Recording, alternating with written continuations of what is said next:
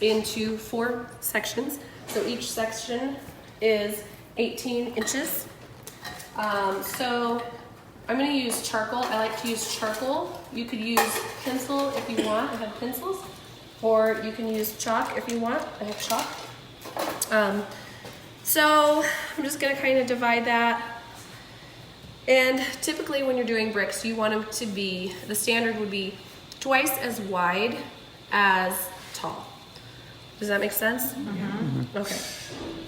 So if I do a 3-inch brick, I'm going to mark 3, 6, 9, 12, 15, and then 18 is right down there in the bottom.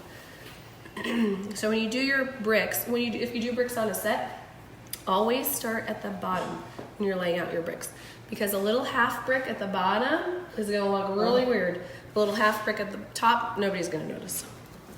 So if I did a 3-inch tall brick, how wide are my bricks going to be? 6. We're so smart.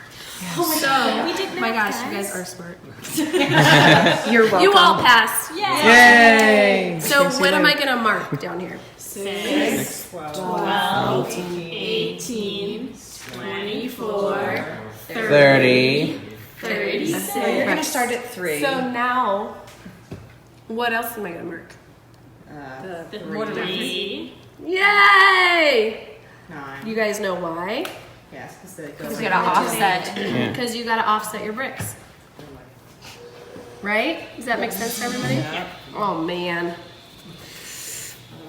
Sometimes that gets people. I've just kind of made a medium gray. Can you guys all see that without spilling it?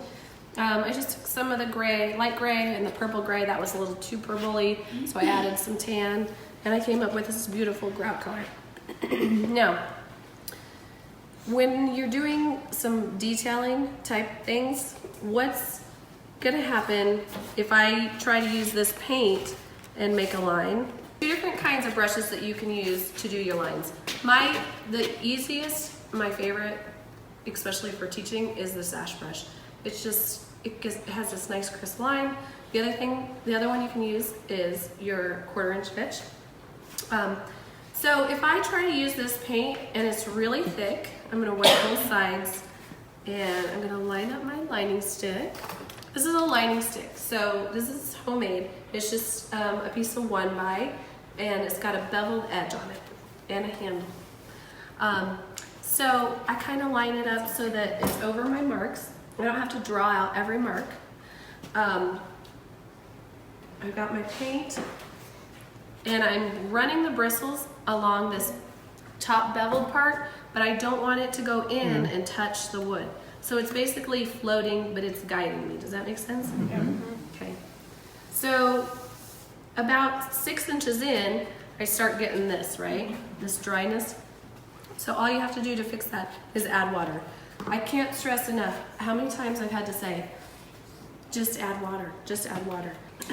So you're gonna stir that water in there, and it's really just gonna loosen up your paint and make it come off those bristles really nicely so you can do a nice long run. So in this one, when you're using the sash brush, you want that angle to go like this. If you're going like this, you're kind of defeating the purpose. So I wipe off both edges so I create that nice crisp line. Then I'm just gonna run it right along the edge. Failed me, it failed me. It should go all the way. Yeah, so what's the solution there? Add more water. See, I was being sassy. No, you weren't. You were being right. I'm gonna try it one more time. Okay, so I got my bristles a little more saturated and it came off the brush for me.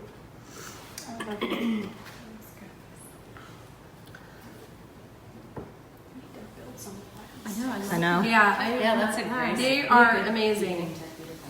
It's going to be the first project of my theater production class. I know. And so you can also use your little fitch. Again, you just want to wipe off both edges.